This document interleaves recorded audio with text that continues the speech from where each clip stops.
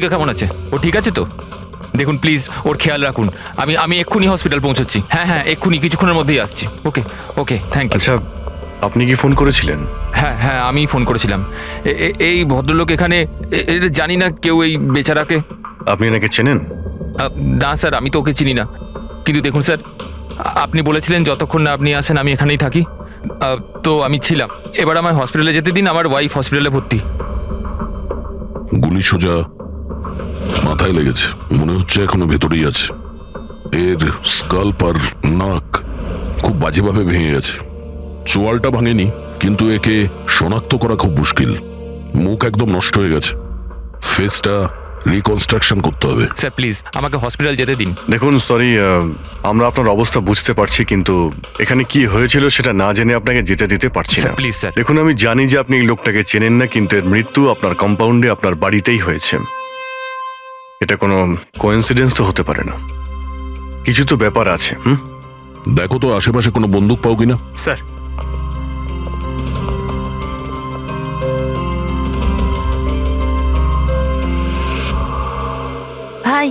ভাই you don't worry, আমি খবর নিয়েছি বৌদি একদম ঠিক আছে হসপিটালে। স্যার এ আমার বোন শায়লা। রিসেপশনের পুরো ফাংশনটা এই অর্গানাইজ করেছিল। হ্যাঁ স্যার, আমরা সবাই ফাংশনে বিজি ছিলাম, তখনই গুলি চালানোর আওয়াজ শুনতে পেলাম আমরা। তার আগে কি হয়েছিল আমি আপনাকে বলছি। স্যার 2 দিন আগেই আমার বিয়ে হয়েছে মল্লিকার সাথে, আর আজকে ছিল রিসেপশন। সবকিছু ঠিকঠাক চলছিল। মল্লিকা আমার সকল বন্ধুদের সাথে, সব কলিগদের সাথে আলাপ করছিল। হ্যাঁ, কিছু লোক ছিল যাদের মল্লিকাকে নিয়ে প্রবলেম হচ্ছিল, কারণ ওরা ভাবছিল মল্লিকা আমার স্টেটাসের সমান নয়। বেদান্ত এই মেয়েটাকে বিয়ে করেছে, আর কোনো মেয়ে পেল না? কমসে কম কোনো নিজের স্ট্যাটাসের মেয়েকে নিয়ে আসতো। জানি না কোন বস্তি থেকে নিয়ে এসেছে একে। আই এম শিওর যে এই একে ফাঁসিয়েছে। কিন্তু আমার এইসব কথায় না তো কোনো সমস্যা হয়েছে, না তো হবে। হঠাৎ আমি দুজনকে পার্টিতে আসতে দেখলাম, একটা লোক এবং একজন মহিলা, হাতে ক্যামেরা, গলায় আইডি কার্ড। আমি ভাবলাম হবে হয়তো কোনো রিপোর্টার। তারপর মল্লিকার সাথে কথা বলা শুরু করলো। কে জানে কি জিজ্ঞেস করছিল ওকে, কিন্তু মল্লিকা ওদের কথা শুনে যেন বিচলিত হচ্ছিল। ও ভেতরে চলে গেল। আমি ভাবলাম আমি গিয়ে ওকে আটকাই। আমি রিপোর্টারগুলোর পিছু নিতেই যাচ্ছিলাম কি কেউ একজন আমায় ডাকলো। ওর কয়েক মিনিট বাদেই গুলি চলার আওয়াজটা এলো, আর আমরা সবাই ছুটে বাইরে বেরিয়ে এলাম। আপনারা পিছনে থাকুন, পেছনে সরে দাঁড়ান। সরুন। আর তারপরেই আমি আপনাকে ফোন করলাম, আর মল্লিকাকে হসপিটাল নিয়ে যাওয়া হলো। আচ্ছা, ওই যে দুটো রিপোর্টার এসেছিল পার্টিতে, ওরা কি কথা বলছিল কিছু শুনেছো তোমরা? আগে না স্যার। আগে হ্যাঁ, আমি শুনেছিলাম কথা বলতে। আমি তো এখানেই দাঁড়িয়েছিলাম, আমার বন্ধুর সাথে কথা বলছিলাম। রিপোর্টারের নাম পামেলা আর করণ, আর ওরা বম্বে ক্রনিকল টাইমসের ছিল। গুড, এ তো খুব ভালো কথা। আর কিছু শুনেছিলেন? আপনার সঙ্গে কোনো কথা বলেছিল ওরা? না, ওরা মালিকাকে জানি না কেমন অদ্ভুত প্রশ্ন করছিল। তুমি কখনো বোট ব্লাস্টের ব্যাপারে শুনেছো? তুমি নিশ্চয়ই বোটে বন্দুক সহ একজন মানুষকে দেখেছো। নো প্রবলেম, আমি নিজেই খুঁজে নেব। বেচারি মালিকা খুব ঘাবড়ে গেছিল আর ভেতরে চলে গেল, আর কিছুক্ষণ পরে গুলির আওয়াজ পাওয়া গেল। এরকম পাগল রিপোর্টার আমরা অনেক দেখেছি, আর আপনারাও খুব ভালোভাবে জানেন যে কোনো কারণ ছাড়া কোনো রিপোর্টার এরকম ফালতু প্রশ্ন করবে না। তো তোমার কি মনে হচ্ছে ওরা দুজন কোনো রিপোর্টার ছিল না? হতে পারে। ওরা যখন ভিতরে ঢুকেছিল তখন তোমরা গেটের সামনে ডিউটি করছিলে, তো ওদের দেখেছিলে তোমরা? গেটের বাইরে সিসিটিভি ক্যামেরা লাগানো আছে, নিশ্চয়ই ভেতরে আসলে দেখা যাবে। স্যার ওদের এন্ট্রি রেজিস্টারেও আছে, যদি আপনি বলেন তো নিয়ে আসবো। এতে বলার কি আছে, তাড়াতাড়ি গিয়ে নিয়ে এসো, যাও তাড়াতাড়ি। অভিজিৎ, এই লোকটার পকেটে না কোনো আইডি আছে, না কোনো মোবাইল আছে, পকেট খালি। আর দ্বিতীয় কথা হলো, এর মাথায় গুলি লেগেছে পেছন থেকে, আর ডাইরেকশন দেখে মনে হচ্ছে যে গুলি ভেতর থেকে চলেছে। সব জায়গা খুঁজে নিয়েছি স্যার, কোথাও কিচ্ছু নেই। আর স্যার বন্দুকটাও সে বাড়িতে রেখে যায়নি। যদি বাড়িতে রেখে যেত হয়তো সবাই ভয় পেয়ে যেত। কিন্তু এরকম তো কোনো ব্যাপার নয় স্যার, আমাদের বাড়িতে তো অনেক রকম বন্দুক আছে। কি বলছেন, বাড়িতে? হ্যাঁ, কারণ দাদা তো গানসের ডিলার না। আপনি যেটা বলেননি যে আপনি বন্দুকের ডিলার? হ্যাঁ, কোথায় রাখেন আপনার এই গান? চলুন দেখান। আর হ্যাঁ, পার্টিতে আপনি যে যে গেস্টকে ইনভাইট করেছিলেন তাদের লিস্টটা আমরা চাই। হ্যাঁ, এক্সকিউজ মি। হ্যালো, কি? হ্যাঁ হ্যাঁ, আমি আমি আমি এক্ষুনি আসছি। ঠিক আছে, আমি আসছি। আমরাও যাব আপনার সাথে আপনার ওয়াইফের সঙ্গে দেখা করতে। হতে পারে এই খুনের সঙ্গে তার অজ্ঞান হয়ে যাওয়ার কোনো না কোনো রিলেশন আছে। মল্লিকার আগের জীবনটা পুরো সাদা, একদম ফাঁকা। ইনফ্যাক্ট যে হসপিটালে আমি ট্রাস্টি, মল্লিকা ওখানকার একটা পেশেন্ট ছিল। ওর অ্যাক্সিডেন্ট হয়েছিল আর শকের জন্য ওর সমস্ত স্মৃতিশক্তি চলে গেছিল। ও কে, কোথা থেকে এসছে, ওর সাথে কি হয়েছে, ওর কিচ্ছু মনে ছিল না। ওর তো নিজের নামটাও মনে ছিল না। মল্লিকা নামটা আমরা দিয়েছিলাম। আমি যখন ওর সাথে দেখা করলাম তো খুব বিচলিত ছিল, খুব ভয়ের মধ্যে ছিল। কিন্তু ধীরে ধীরে আমি ওকে আশ্বাস দিলাম যে সব কিছু ঠিক হয়ে যাবে। আর এইভাবে মেলামেশা করতে করতে আমার ওকে ভালো লাগতে শুরু করলো। ওর আগের জীবনটা নিয়ে আমার কোনো মাথা ব্যথা ছিল না স্যার, এই জন্য আমি ওকে বিয়ের প্রস্তাব দিলাম। কিন্তু স্যার, যবে থেকে মল্লিকা আমার জীবনে এসছে, ওর জীবনটা বিপদের মধ্যে পড়ে গেছে। তার মানে কি বলতে চাইছেন আপনি? স্যার, আগের সপ্তাহে আমরা সিটি স্কোয়ার মলে গেছিলাম। বিয়ের প্রস্তুতি একদম জোর কদমে চলছিল।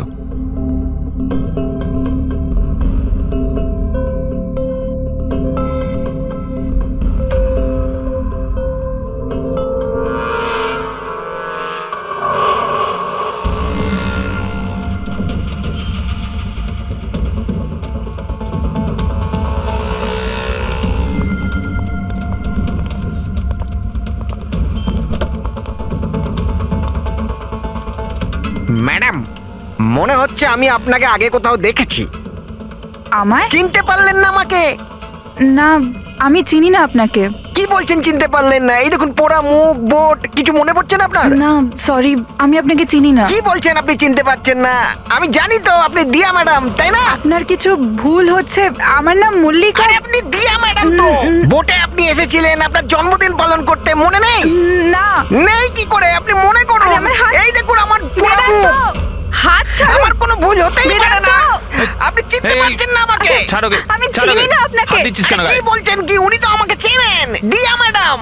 এনার জন্যই আমার মুখটা পুড়ে গেছে, এখন আমাকে চিনতেই অস্বীকার করছে। তুই এখান থেকে বেরো, না হলে কিন্তু আমি পুলিশকে ডাকবো। আরে পুলিশ!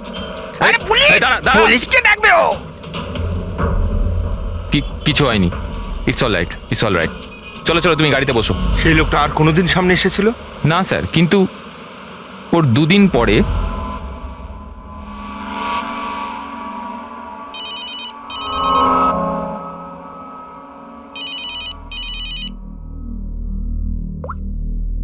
হ্যালো, কেমন আছো সোনিয়া? সোনিয়া? মনে হচ্ছে আপনার কোথাও ভুল হচ্ছে। এখানে সোনিয়া বলে কেউ থাকে না, রং নাম্বার। থাকে, আমি জানি। আমি ওর সাথেই তো কথা বলছি। আর খুব তাড়াতাড়ি আমি তোমার কাছে আসব, তোমার কাছে, তোমাকে মারার জন্য। বেদান্ত, তোমার এই ঘরে যে লোকটা মারা গেছে তার সঙ্গে এর নিশ্চয়ই কোনো সম্পর্ক আছে। হতে পারে ও তোমার ওয়াইফকে মারতে এসেছিল কিংবা হুমকি দিতে এসেছিল। কিন্তু একটা কথা সত্যি যে এটা সেই লোক না যার মুখে ক্ষত ছিল। আমরা চেক করেছি, কিচ্ছু ছিল না। কিন্তু 100% কোনো না কোনো কানেকশন তো আছে।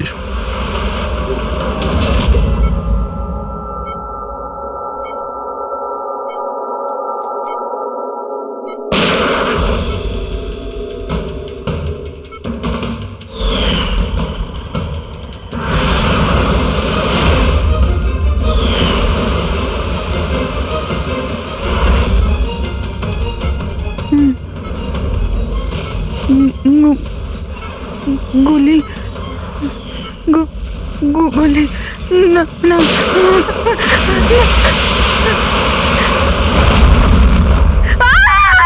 না, ইনজেকশন। না, কাম ডাউন।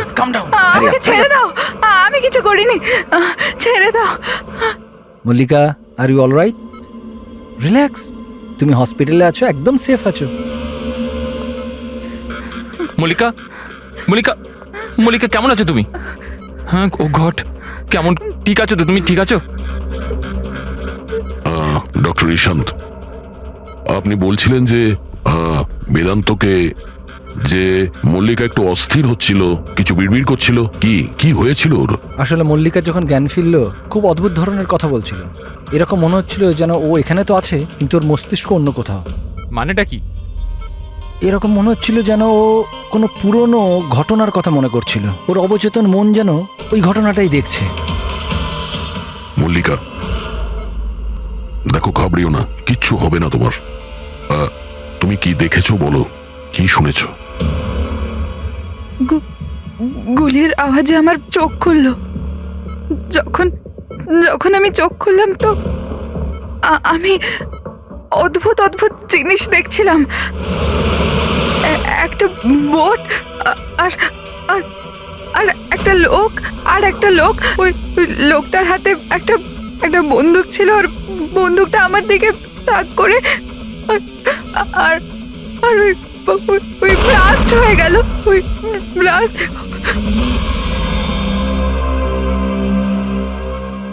ডাক্তারবাবু,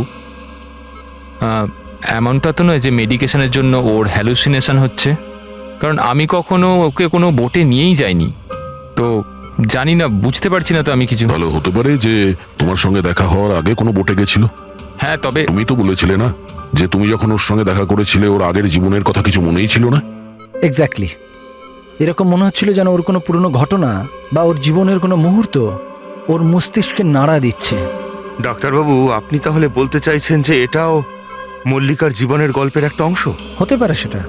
আমাদের সাবকনসিয়াস মাইন্ড কখনো কখনো কোনো ঘটনাকে, ওর মেমোরিকে মনের মধ্যে আঁকড়ে ধরে রাখে। আর ওই ঘটনার সঙ্গে সম্পর্কিত কোনো ঘটনা বা জিনিস সামনে আসে, তাহলে ওই ঘটনাটা আবার পুনরায় মনে আসে।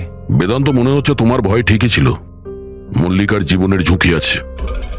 ওই লোকটা যে তোমার বাড়িতে মারা গেছে ওই ষড়যন্ত্রের সঙ্গে যুক্ত আছে।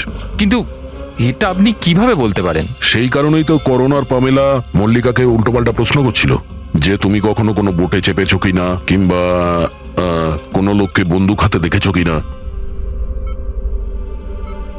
এই কেস একটা অন্যের সঙ্গে যুক্ত। প্রথমে তো এটা জানতে হবে বেদান্তর ঘরে ওই গুলিটা চালিয়েছে কে।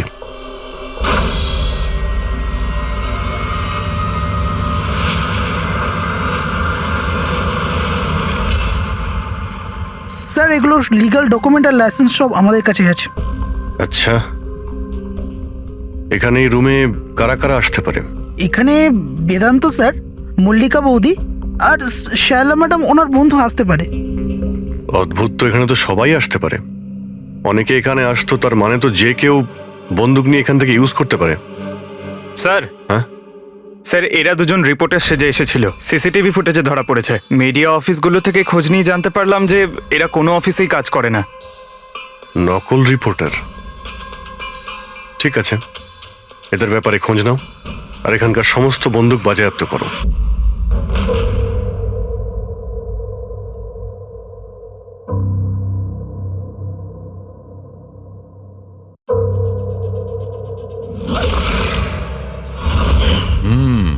থ্যাংক গড এর চোয়ালের হাড়গুলো আর চিক বোনটা ঠিক আছে, নাহলে মুখটা তৈরি করা খুব মুশকিল হয়ে যেত।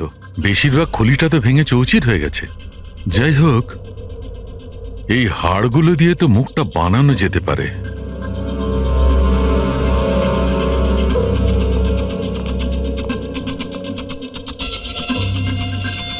এর মধ্যেই আছে সেই বন্দুকটা যেটা দিয়ে ওকে গুলি করা হয়েছে।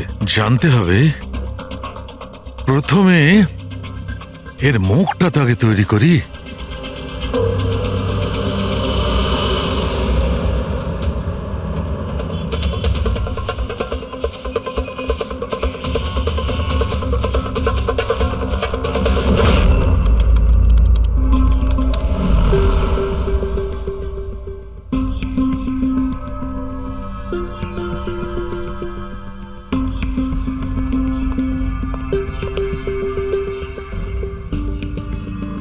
মল্লিকার কাছে যে সোনিয়ার নাম করে হুমকি দেওয়া ফোন আসছিল সেটা পিসিও থেকে আসছিল, সেখান থেকে খুঁজে বের করা খুব মুশকিল। আর এই লোকটা মানে অর্ধেক পুড়ে যাওয়া লোকটা যে ওকে ভয় দেখাচ্ছিল, এর কোনো ক্রিমিনাল রেকর্ডও নেই।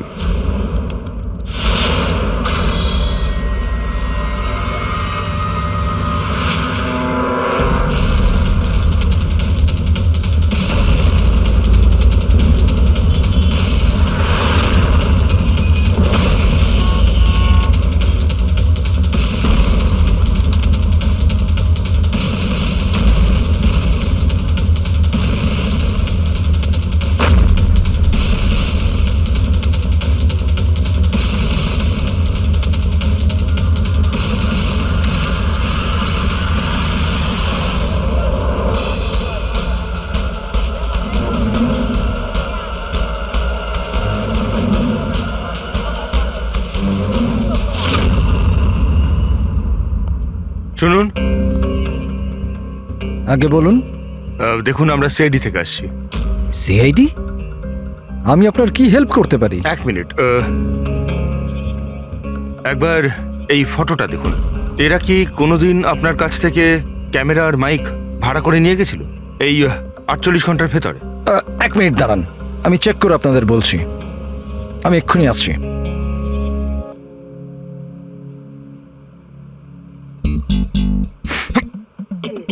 কি হয়েছে? আরে ধরিস না, খারাপ হয়ে যাবে। কিচ্ছু হবে না। আরে ওগুলো তো দেওয়ালে এমনিই টাঙানো রয়েছে। কি ফ্রেডি স্যার? আগে হ্যাঁ, এ করণ আর পামেলা, এরা 48 ঘন্টা আগে আমাদের এখান থেকেই মাইক আর ক্যামেরা ভাড়া করেছিল।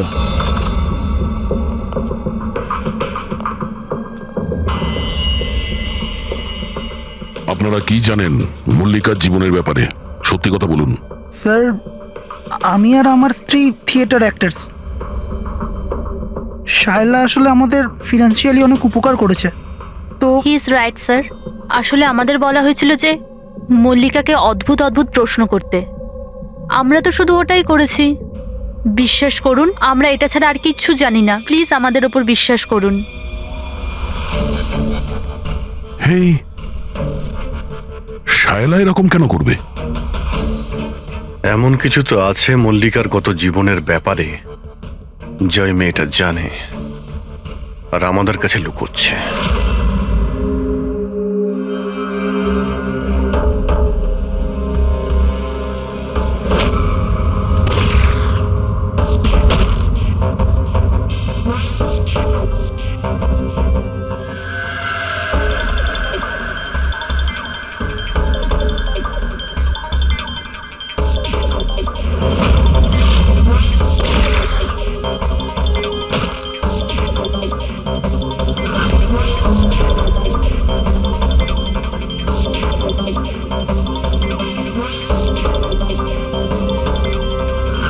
তাহলে এইটা হচ্ছে ওর মুখ।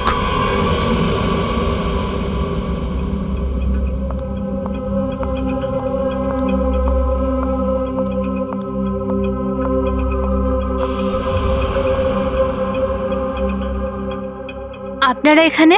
দাদা বৌদি তো নেই বাড়িতে, ওরা হসপিটালে গেছে চেক আপের জন্য। হ্যাঁ, সেটা আমরা জানি। ওনাদের সাথে নয়, আমরা তোমার সাথে কথা বলতে চাই। আমার সাথে?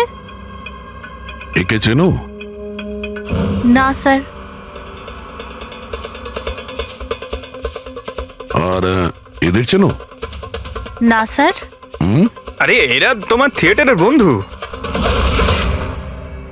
তুমি তো এটা বলনি যে তুমি অ্যাক্টরদের কাজও দাও।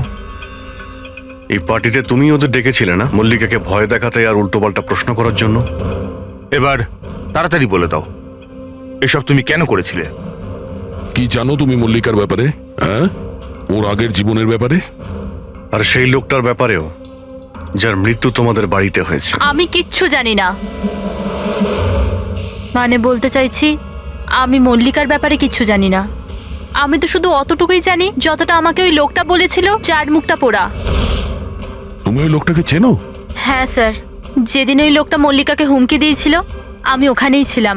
আর যখন দাদা মল্লিকাকে সামলাচ্ছিল তখন আমি ওই লোকটার পেছনে গেছিলাম। শোনো। কি হলো? কে তুমি? আর তুমি মল্লিকাকে কি বলছিলে? কি করে জানো তুমি ওকে? এটা আপনি আমায় কেন জিজ্ঞেস করছেন? ওনাকে জিজ্ঞেস করুন যে মল্লিকা সেজে ঘুরে বেড়াচ্ছে, ওনাকে জিজ্ঞেস করুন। দিয়াকে উনি বলবেন যে 1 বছর আগে কি হয়েছিল বোটে। হ্যাঁ, এই দেখুন, এই সব কিছু ওর পরিণাম। হ্যাঁ, আমাকে জিজ্ঞেস করছে কে মল্লিকা। আমার মল্লিকাকে নিয়ে কোনো চিন্তা নেই, কিন্তু আমি শুধু আমার দাদাকে নিয়ে চিন্তিত। আর আমি চাই না ওই পাগল মেয়েটার জন্য আমার দাদাকে হারিয়ে ফেলি।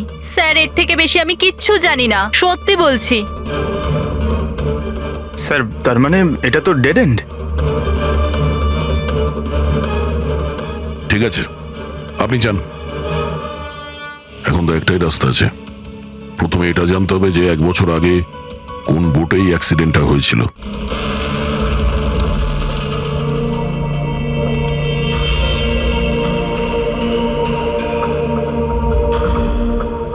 এমন যতগুলো কেস হয়েছে সব কটা দেখো 10 মাস থেকে 1 বছরের মধ্যে।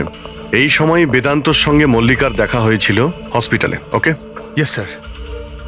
একবার যদি বোটে ব্লাস্টের ব্যাপারটা পরিষ্কার হয়ে যায় তাহলেই তদন্ত এগোনো যাবে। স্যার হ্যাঁ পেয়ে গেছি। এই দেখুন, 2016 নভেম্বরে একটা বোট ব্লাস্ট হয়েছিল কেরালায়। স্যার ওই বোটে 4 জন ছিল, হাজব্যান্ড ওয়াইফ, ওনাদের মেয়ে দিয়া, আর ওই বোটের মাঝি। বম ব্লাস্টের জন্য স্যার সবাই মারা গেছিল, শুধু ওই মাঝি ছাড়া। স্যার এ তো মল্লিকা। মল্লিকা, দিয়া, এর ফ্যামিলি তার কে কে আছে? স্যার মাথুর ফ্যামিলিতে 4 জন মেম্বার, হাজব্যান্ড ওয়াইফ, ওদের মেয়ে দিয়া, আর ওর ভাই রতন। 1 মিনিট স্যার, এই যে এটা ওর ফটো, রতনের। এটা তো সেই লোকটা যার মৃত্যুটা গুলি লেগে হয়েছে বেদান্তর বাড়িতে। কিন্তু স্যার গুলিটা মারলো কে? এখন এই সব প্রশ্নের উত্তর কেরালাতে গেলেই জানতে পারা যাবে।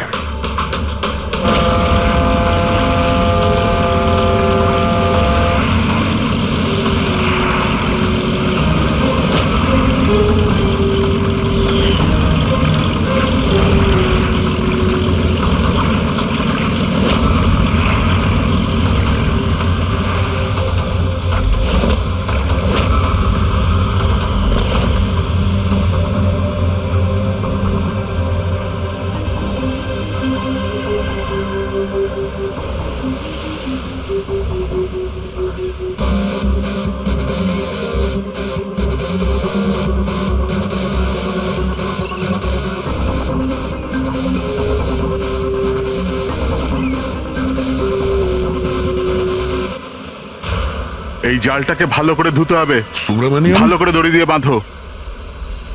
আগে আপনি সুব্রমণিয়ম? হ্যাঁ। সিআইডি মুম্বাই। 1 বছর আগে ডিসেম্বর 2016-তে আপনার বোটে ব্লাস্ট হয়েছিল, সেই ব্যাপারে জানতে এসেছি। তাতে একজন পুরুষ আর একজন মহিলা মারা গেছিল, আর ওর মেয়েটা হারিয়ে যায়। আপনার বোটের মাঝিও তো ছিল ওতে। মাঝি? হ্যাঁ, আপনার বোটের মাঝি তো ওই বোটেই ছিল। হ্যাঁ স্যার, মাঝিও ছিল। প্রচুর লোকসান হয়ে গিয়েছিল আমার। 3 জন লোকের ফ্যামিলি এসেছিল, ভাড়া নিয়েছিল আমার নৌকোটাকে। ওদের ওই আইল্যান্ডে যাওয়ার কথা ছিল, নিজের বাংলোতে। স্যার হঠাৎ ব্লাস্ট হয়ে গেল, সব শেষ। আমার নৌকোটাও, আমার মাঝিটাও, ও বেচারাও খুব কষ্ট পেয়েছিল। অর্ধেক মুখ জ্বলে গিয়েছিল ওর। আচ্ছা, এই কান্তকে এখন কোথায় পাওয়া যাবে? এখন বলতে পারবো না স্যার, আমি জানি না ও কোথায় থাকে এখন।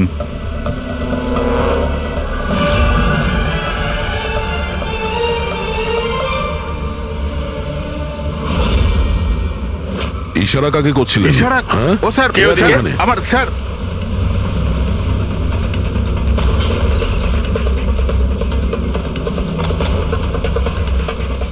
এই এই এই, দাঁড়া।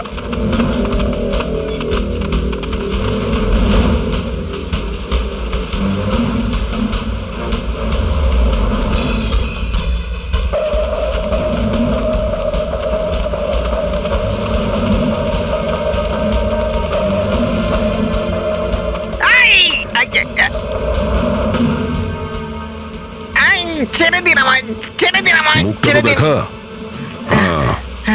তুমি, হ্যাঁ, তুমি মল্লিকাকে মারতে চেয়েছিলে, হ্যাঁ, আর রতনকে মারার জন্য বেদান্ত ম্যানসনে ঢুকে গেছিলে, তাই তো? এই আবার যাবো। আর ওখান থেকে পালিয়ে এখানে চলে এসছো লুকানোর জন্য? না কেন করেছো তুমি এটা, বলো? না না স্যার, আমি কাউকে খুন করিনি। আমি লুকানোর জন্য পালাচ্ছি না, আমার প্রাণ বাঁচানোর জন্য পালাচ্ছিলাম। আচ্ছা, রতন মরে যাওয়ার পর আমাকে এখানে আসতেই হলো। আপনারা এখনো বুঝতে পারলেন না? ওই মল্লিকা পুরোপুরি পাগল। ও মল্লিকা বিপদে নেই, দিয়া নিজেই বিপদ। কি বাজে কথা বলছো? হ্যাঁ, ওই বেচারি তো অসুস্থ, আর তুমি ওকে সবসময় বিরক্ত করছিলে। না স্যার, ওই মেয়েটা আপনাদের বোকা বানাচ্ছে। বোটে কি হয়েছিল আমি আপনাকে জানাচ্ছি। ওই দিন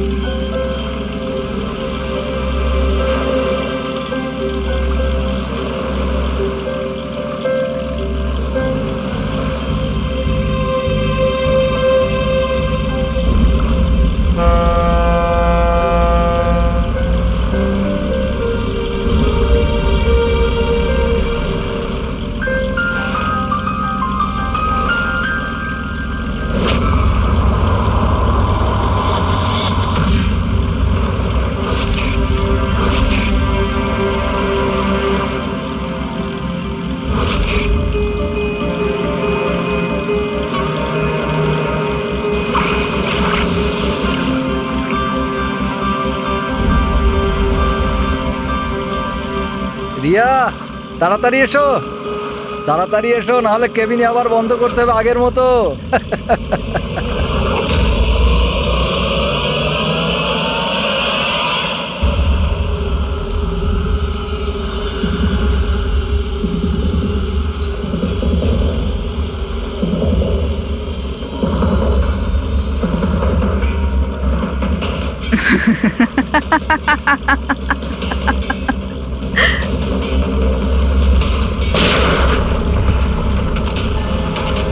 এটা আপনি কি করলেন? নিজের বাবা মাকে মেরে ফেললেন। দিয়া ম্যাডাম, এটা আপনি কি করলেন? কে দিয়া ম্যাম? আমার নাম সোনিয়া। সোনিয়া দুজনকে কোনোদিন ছাড়ে না। এক, যে ওকে ঘরে বন্দি করে। দ্বিতীয়, যে ওকে খারাপ কাজ করতে দেখে আমাকে নেয়। মারবেন না।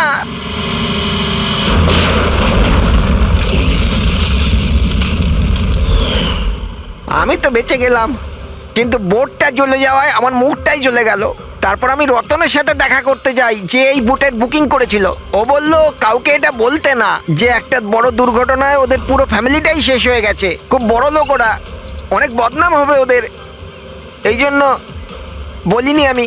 কিন্তু এটা কার জন্য হলো? ওই মাথুর বাবুর মেয়ে দিয়া, ওর পাগলামির জন্য। পাগলামো? হ্যাঁ, দিয়া, যাকে আপনারা মল্লিকা ভাবেন না, ওর দ্বিতীয় রূপ সোনিয়া। ওর ভেতরে একটা ভয়ঙ্কর পাগল খুনি বাস করছে। স্যার, তার মানে স্প্লিট পার্সোনালিটি? যদি এ সত্যি কথাই বলে, তাহলে তো আমাদের আগে এটা জানতে হবে যে দিয়ার ভেতরে সোনিয়া ও রতনের খুন করেছে কিনা। আর যদি করে থাকে, তাহলে দিয়ার ভেতরে সোনিয়াকে যে কোনোভাবেই জাগাতে হবে।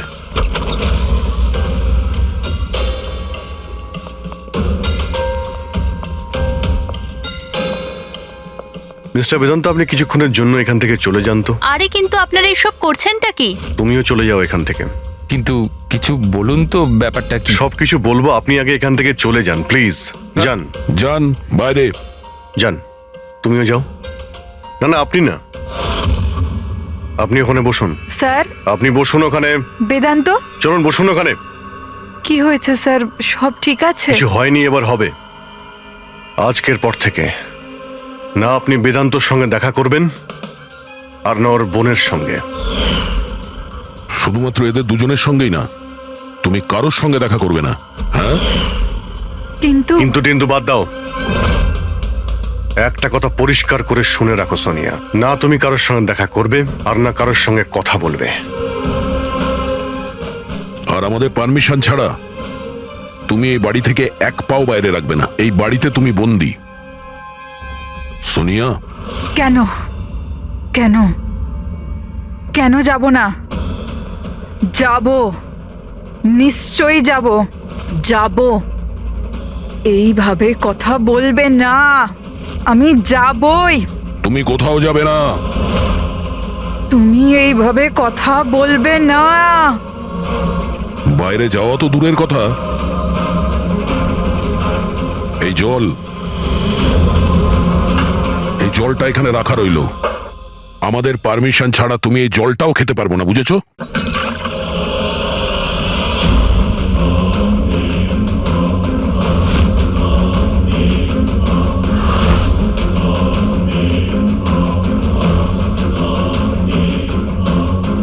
তুই আটকাবি আমাকে, নাকি তুই? সোনিয়া নিজের ইচ্ছার মালিক। সোনিয়াকে কেউ আটকাতে পারবে না। সোনিয়াকে কেউ আটকাতে পারবে না।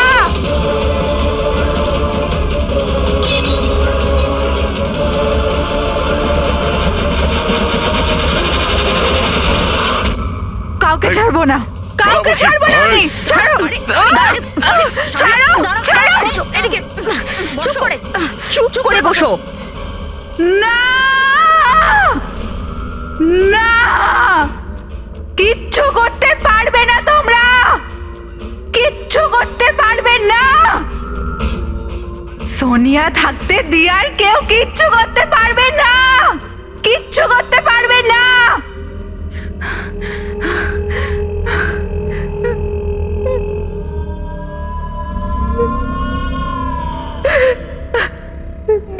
বাবা মা এরকমই করেছিল। দিয়াকে ঘরে বন্ধ করে দিত, কেউ এলেও দিয়া একাই বসে থাকতো, কেউ আসতো না। মেরে ফেলেছি আমি দিয়ার বাবা মাকে। তোমাদেরও মেরে দেব, তোমাদের সবাইকে মেরে দেব। কে তুমি? তোমার আসল পরিচয় কি?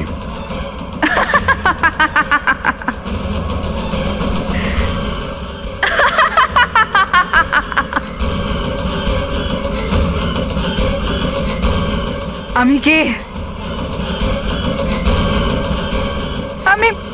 আমি দিয়া, আমাকে বাঁচাও। আমি দিয়া, প্লিজ আমাকে বাঁচাও, প্লিজ। রতনকে তুমি মেরেছো না?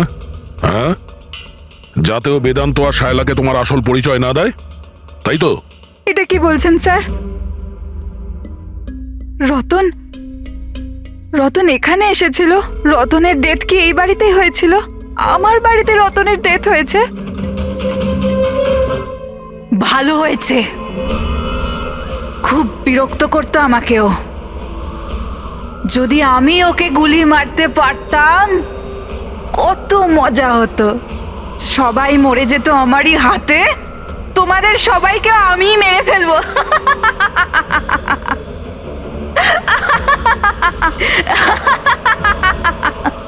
খোলো আমাকে, আমি বলে দিচ্ছি, আমাকে খুলে দাও, না হলে তোমাদের সবাইকে মেরে ফেলবো।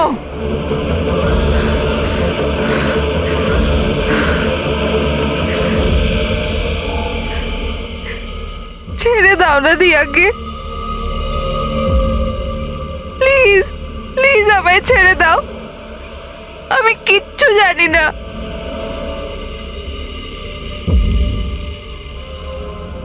বেদান্ত, বেদান্ত, বেদান্ত, তুমি কোথায় গেলে? বেদান্ত কোথায়? প্লিজ আমাকে এখান থেকে নিয়ে যাও। খুলে দাও, খুলে দাও আমাকে।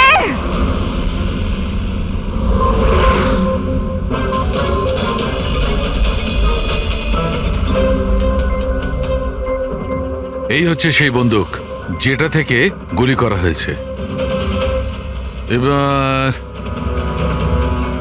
অভিজিৎ, তুমি এক কাজ করো, এই বন্দুকটা নাও, আর ওই সেকেন্ড ফ্লোরে যে উইন্ডোটা আছে ওখানে গিয়ে একে গুলি করো। ওখান থেকে?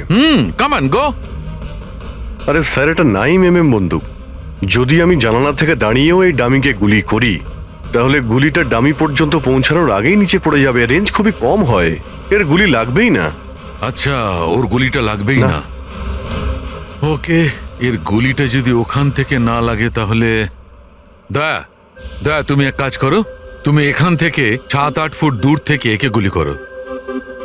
Come on.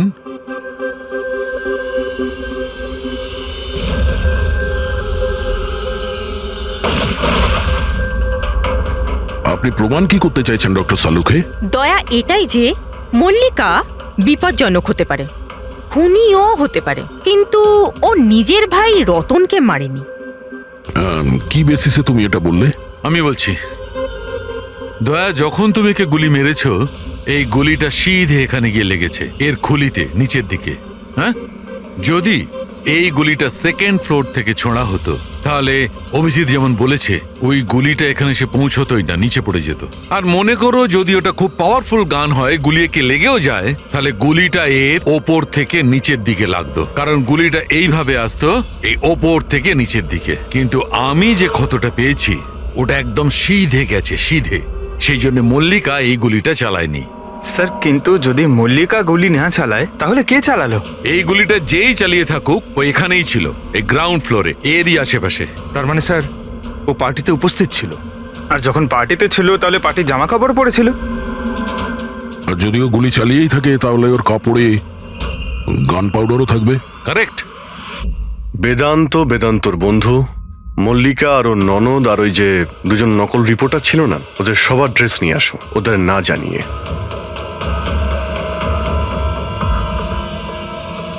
আমাদের কাছে এটা একটা অদ্ভুত কেস ছিল। শুরুতে আমরা বুঝতেই পারছিলাম না যে খুনি আসলে কে, কিন্তু কথায় আছে না, সত্য কোনোদিনও গোপন থাকে না। ও মল্লিকাকে হুমকি দিয়েছিল, ভয় দেখিয়েছিল, এটা সত্যি। আর 1 বছর আগে মল্লিকা ওর বাবা মাকে খুন করেছিল, এটাও সত্যি। কিন্তু মল্লিকার ভাইয়ের খুন না মল্লিকা করেছে আর না নৌকো চালক করেছে। রতনের খুন সেই করেছে যে রতনের খুব কাছে দাঁড়িয়েছিল, একদম কাছে। আর সে শুরু থেকেই আমাদের চক্রব্যূহতে ফাঁসিয়ে রেখে দিয়েছিল, আর আমরা ঘুরেই যাচ্ছিলাম। শেষ পর্যন্ত সে তারই চক্রব্যূহতে ফেসে যায়। ও আমাদের অনেক মিথ্যে কথা বলেছে, অনেক মিথ্যে, কিন্তু সত্যি বেশি দিন গোপন থাকে না। বেদান্ত, তুমি আমাদের অনেক মিথ্যে বলেছ, কিন্তু তোমার এই ড্রেস সত্যিটা বলে দিয়েছে। আমরা তোমার জামার থেকে গান পাউডার পেয়েছি।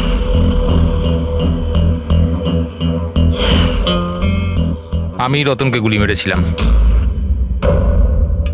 রিসেপশনের একদিন আগে ওর একটা ফোন এসেছিল, আর ও রিসেপশনের দিনও এখানে এসেছিল। আমি ওর সাথে একা দেখা করতে গেলাম, কি সব উল্টোপাল্টা কথা বলছিল। যে মল্লিকার মাথার ঠিক নেই, ওর নাকি ডিসঅ্যাসোসিয়েটিভ ডিসঅর্ডার আছে, স্প্লিট পার্সোনালিটি, জানি না আরো কি সব বলছিল মল্লিকাই নাকি ওর মা বাবাকে মেরেছে, আর ও আমাকেও নাকি মেরে দেবে। খুব রাগ হয়েছিল ওর ওপরে। যখন আমি ওর কথা না শুনে ওকে এখান থেকে বেরিয়ে যেতে বললাম, তো আমাকে ধমকি দিল যে ও নাকি পুলিশে গিয়ে সব কিছু বলে দেবে। ও তো ভয় পাচ্ছিল যাতে মল্লিকা না ওর খুন করে দেয়। তারপরে খুব অদ্ভুত কথা বলছিল যে মল্লিকা পাগল হয়ে গেছে, জোরে জোরে চিল্লাতে শুরু করে দিল। বলছিল যে মল্লিকাকে ঘরের ভেতর আটকে রাখো, না হলে সবাইকে মেরে দেবে। আমি ওর কথা শুনলাম না, আর ওকে বললাম যে ও যেন ওখানেই দাঁড়ায়।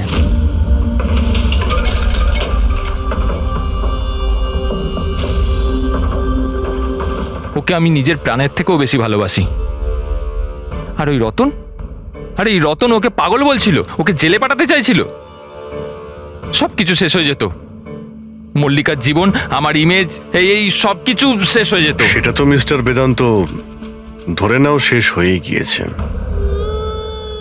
আর তুমি এটা কি করে ভাবলে যে তুমি কারো খুন করে দেবে আর তোমার জীবন আর ইমেজ ঠিক থাকবে? হ্যাঁ, মল্লিকা ওরফে দিয়া এই অপরাধ অজান্তে করেছে, সজ্ঞানে করেনি। কিন্তু তুমি সবকিছু জেনে এই অপরাধ করেছ। সেই জন্য মল্লিকা যাবে অ্যাসাইলামে, আর তুমি যাবে গরাদের ভিতরে।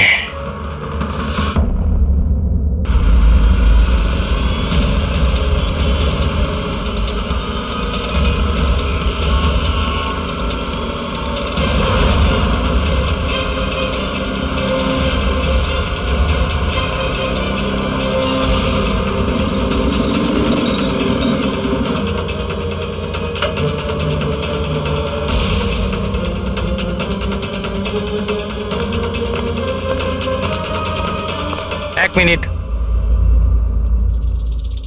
পার্সেলটা স্ক্যান মেশিনে ফেলুন।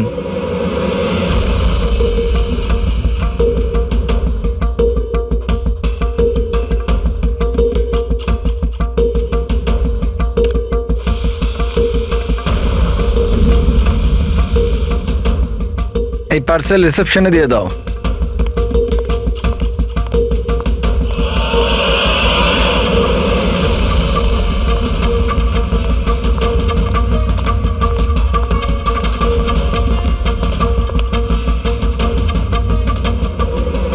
এই নিন। শামু, হ্যাঁ ম্যাডাম। এই পার্সেলটা নাও, জাস্টিস রায়ের জন্য এসেছে। উনি ওপরে প্রাইভেট লজে আছে, ওকে দিয়ে দাও। বাবা রে, জাস্টিস রায়? ওর কাছে কে যাবে? কেন, কি হয়েছে? এক্ষুনি 10টা কথা শোনাবে। চেক অ্যান্ড মেট। রায়, দাবা খেলা ভুলে গেলে? এরকম কোনো ব্যাপার নয়, আমি শুধু আজ ভালোভাবে খেলবার মুডে নেই।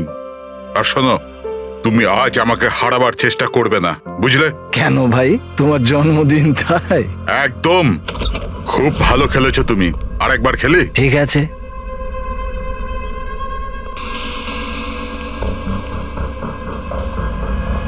হ্যালো স্যার, রায় স্যার। কি হয়েছে? হ্যাপি বার্থডে স্যার, আপনার জন্য পার্সেল এসছে। ঠিক আছে, রাখো এখানে। দাঁড়াও, এদিকে এসো। এবার কি হলো স্যার? এই নাও। Thank you sir, thank you very much sir. Okay, okay. Happy birthday sir, কিছু লাগলে বলবেন স্যার। ঠিক আছে। ও ভাবেও নি যে আজ বকার জায়গায় টিপ পাবে। এই সব লোকেরা না আমাকে কঠোর আর রাগী মানুষ মনে করে, কিন্তু আমার এতে কোনো অসুবিধা নেই। ইনফ্যাক্ট এতে আমি মজাই পাই। আরে এসব ছাড়ো না, প্যাকেটটা খোলো, দেখো কি আছে।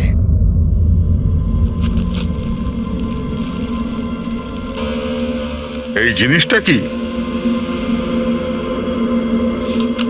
দেশের সর্বশ্রেষ্ঠ আইনের মাথাকে সম্মানসূচক উপহার। কোনো নাম নেই? প্রেস দ্য টেল।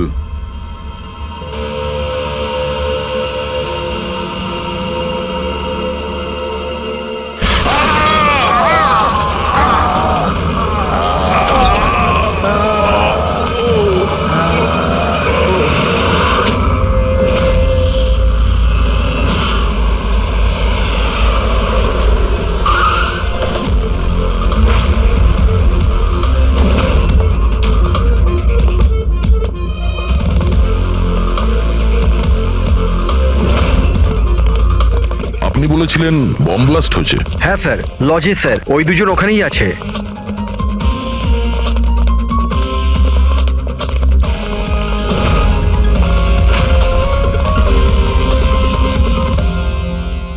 এই দেখুন স্যার।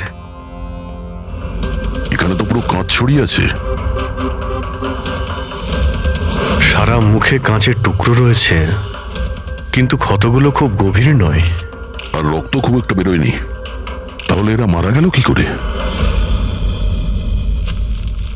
স্যার, মনে হয় বাক্সটার ভেতরে কাঁচের টুকরো ছিল। হ্যাঁ স্যার, এটার মধ্যে একটা কাঁচের শোপিস ছিল। স্ক্যান করার সময় গার্ড দেখেছিল। অ্যাকচুয়ালি স্যার, আজ জাস্টিস রায় স্যারের বার্থডে ছিল, এই জন্য এই বক্সটাকেও পাঠিয়েছিল। কিন্তু স্যার, এই বক্সটা তো মেটাল ডিটেক্টর স্ক্যানার সব থেকে ক্লিয়ার হয়ে এসেছিল, কিন্তু জানি না কেন এটা কিভাবে হলো। স্যার, আমাদের বেশিরভাগ ক্লায়েন্টই হাই প্রোফাইল জাজেস আর লয়ার, আর তাদের মধ্যে অনেকেই আছে যাদের প্রাণের ঝুঁকি থাকে। এই জন্য ওদের সিকিউরিটি আর প্রাইভেসির আমরা যথেষ্ট খেয়াল রাখি। তাহলে আজ কি হলো? হ্যাঁ স্যার, প্রেস দ্য টেল কি এটা? যা কিছু এই বক্সে ছিল তার থেকেই কিছু হয়েছে। এই পার্সেলটা তো জাস্টিস রায়ের জন্য ছিল, কিন্তু জাস্টিস লাল বিনা কারণে মারা গেলেন। সাবধান, তার মানে অনলাইন শপিং করা হয়েছিল। চারদিকে কাঁচ ছড়িয়ে আছে, আর ইনি বলছেন যে ব্লাস্ট হয়েছে। প্যাকেটের ভিতরে কাঁচ থাকলে ব্লাস্টটা হলো কি করে? আর যদি এখানে বম ব্লাস্ট হয়ও, তাহলে মেটাল, প্লাস্টিকের টুকরো কিংবা বারুদ সেগুলো তো পাওয়া যাবে না। এরকম কিছুই নেই এখানে। একটা কাজ করো, এই বডি আর এই কার্ডটা ফরেন্সিক ল্যাবে পাঠিয়ে দাও। আর পুরবি, এই জাস্টিস রায়ের মোবাইলটা চেক করো। এখানে মেটাল ডিটেক্টর আর স্ক্যানার তো সবই রয়েছে। যদি পার্সেলে বোম থাকতো তো ডিটেক্ট হলো না কি করে? স্যার, পার্সেলে কিছু ছিল না স্যার, আমি ঠিকভাবেই দেখেছিলাম। আর স্ক্যানার মেশিনে স্যার শুধু কাঁচের জিনিসই দেখা যাচ্ছিল। আচ্ছা, এই স্ক্যানারের ফুটেজ স্টোর হয় তো? হ্যাঁ স্যার, ফুটেজ 24 ঘন্টাই স্টোর হয়, আর তারপর সেটা নিজে থেকেই ডিলিট হয়ে যায়। ওকে, ফুটেজটা একবার দেখতে চাই।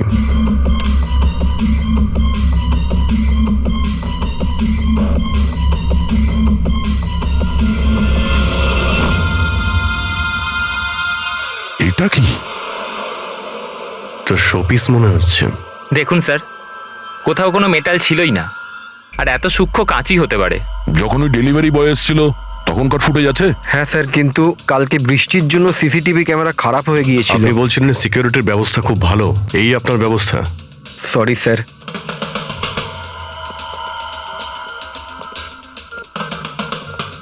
এখন সব মিলিয়ে আমাদের কাছে একটাই প্রমাণ আছে, ওই কুরিয়ার আইডি, ব্যাস।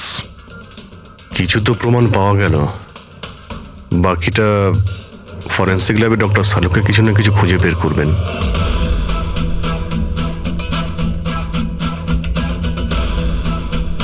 এটা তো কোনো দিশাই পাচ্ছি না, বুঝতে পারছি না আসলে এটা হলো কি করে। সালুকে তুমি এটা বুঝতে পারছো না যে এদের দুজনের কিভাবে মৃত্যু হয়েছে? আরে না না, এটা বুঝতে পেরেছি এরা কি করে মারা গেছে।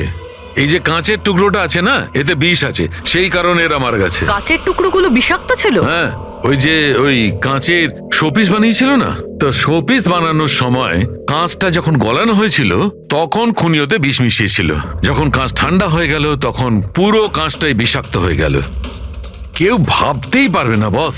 আর স্যার, আমরা যখন এই কাঁচের টুকরোগুলোকে টেস্ট করলাম জানতে পারলাম যে এটাতে এমন একটা বিষ মেশানো হয়েছিল যেটা যে কেউ নিজেদের বাড়িতেই বানাতে পারে। স্যার আপনি তো বলছিলেন যে প্রবলেমটা সলভই হচ্ছে না, কিন্তু আপনি তো কেসটাই সলভ করে দিলেন। না না না পঙ্কজ, এই কেসটা সলভ হয়নি। শুধু এটা জানতে পেরেছি যে কাঁচের টুকরোটা বিষাক্ত ছিল। বস, এই কেসটা যত সিম্পল মনে হচ্ছে ততটা সিম্পল নয়। কিন্তু স্যার এটাতে এত কনফিউশনের কি আছে? কাঁচ ব্লাস্ট করেছে আর এদের দুজনের গায়ে লেগেছে। বিষাক্ত কাঁচের টুকরো, বিষ রক্তে মিশলো আর এরা দুজন মারা গেল, রাইট? কারেক্ট। তুমি মাঝখানে কি বললে? কাঁচ ব্লাস্ট হয়েছে। এখন প্রশ্নটা এই কাঁচটা ব্লাস্ট হলো কি করে, যেখানে এর মধ্যে কোনো বিস্ফোরক নেই, কোনো ধরনের কোনো কেমিক্যাল মেশানো নেই, ব্লাস্ট হলো কি করে? ফরেনসিক সার্জনকে আমি। তাহলে তো তুমি বলবে, তাই তো? আমি ফরেনসিক এক্সপার্ট, জাদুকর নয়। আচ্ছা, বুঝতে না পারলেই বলবে আমি জাদুকর নই। স্যার স্যার স্যার, আমরা এই বিষাক্ত টুকরোগুলো ছাড়া আরো একটা জিনিস পেয়েছি। এই কার্ডটা ওই গিফটার কাছে ছিল। এই কার্ডের পেপারটা এমনিতে তো মোটা দেখাচ্ছে, কিন্তু অ্যাকচুয়ালি এটা দুটো পেপারকে জুড়ে এইভাবে জুড়ে বানানো হয়েছে। আর দেখুন এটাতে কি লেখা আছে। শাস্তি মৃত্যু। তার মানে খুনি শুধু খুনি করেনি, খুনের সাথে সাথে একটা বার্তাও পাঠিয়েছে, শাস্তি মৃত্যু। যা হয়েছে সেজন্য আমরা খুবই দুঃখিত, কিন্তু এরকম সময়ও আপনাকে কিছু প্রশ্ন করতে হবে আমাদের। হ্যাঁ, আমি বুঝতে পারছি। আপনার কাউকে সন্দেহ হয়? দেখুন, আমার স্বামী আইনের প্রতি কঠোর আর ন্যায়প্রিয় মানুষ ছিলেন, তাই খুব স্বাভাবিক ব্যাপার যে এইরকম মানুষের বহু মানুষ শত্রু হতে পারে। ওই অপরাধীরা যাদের উনি শাস্তি দিয়েছিলেন, সেই সব উকিল যারা ওর কঠোরতার জন্য খুব বিরক্ত ছিল আর ওর সিদ্ধান্তে অখুশি ছিল, প্রায় দিনই ওনার হুমকি ভরা ফোন আর চিঠিও আসতো। কিন্তু এগুলো হওয়া সত্ত্বেও উনি ওনার কাজের উপর গর্ববোধ করতেন। উনি মনে করতেন যে ওনার সততার পুরস্কার এটা। আই এম সরি, এর থেকে বেশি আমি আর কিছু বলতে পারবো না আপনাদের। কিন্তু হ্যাঁ, আনন্দ আপনাদের সবকিছু বলে দেবে। আনন্দ? এই আনন্দ কে? আনন্দ ওনার পার্সোনাল অ্যাসিস্ট্যান্ট ছিল। ও, কোথায় পাওয়া যাবে ওনাকে? ও আমার স্বামীর চেম্বারে ওপরে বসে কাজ করছে। আপনারা যদি চান তো ওনার সাথে দেখা করতে পারেন। মিস্টার আনন্দ, জাস্টিস রায়ের ওপরে অনেকবার আক্রমণ করা হয়েছিল, ওনার অনেক শত্রুও ছিল। এইসব ব্যাপারে আপনি কি বলবেন? স্যার, ওনাকে হুমকি দেওয়ার লোকের কিছু কম ছিল না। আচ্ছা, এরকম কতজন ছিল যারা ওনাকে প্রাণে মারার হুমকি দিয়েছিল? অসংখ্য। যে হুমকিগুলো আসতো ট্রফির মতো সাজিয়ে রাখতেন উনি। 1 মিনিট স্যার।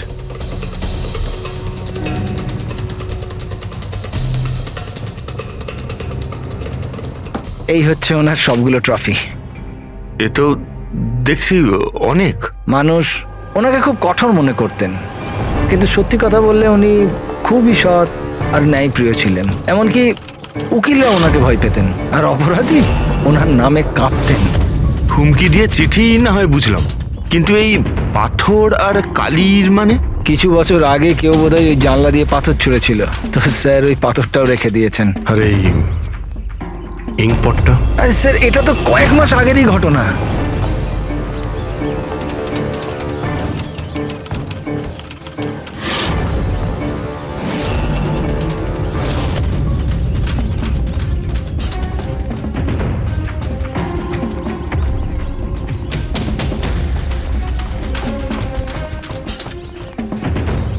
জাস্টিস রায়,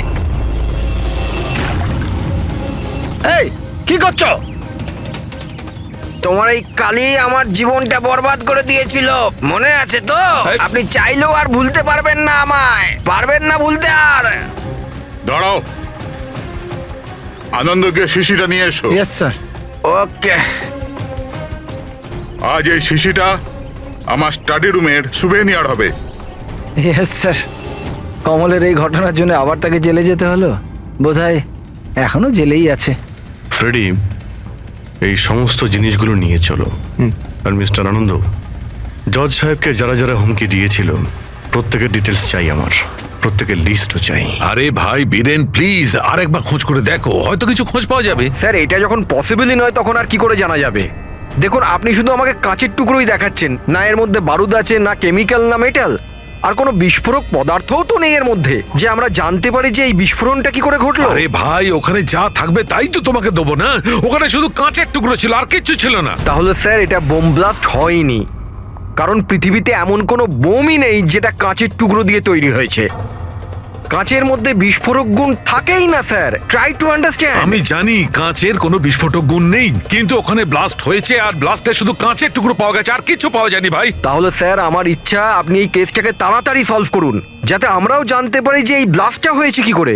স্যার, স্যার আপনারা কাঁচের গুঁড়োর ব্যাপারে এতক্ষণ কথা বলছিলেন তো?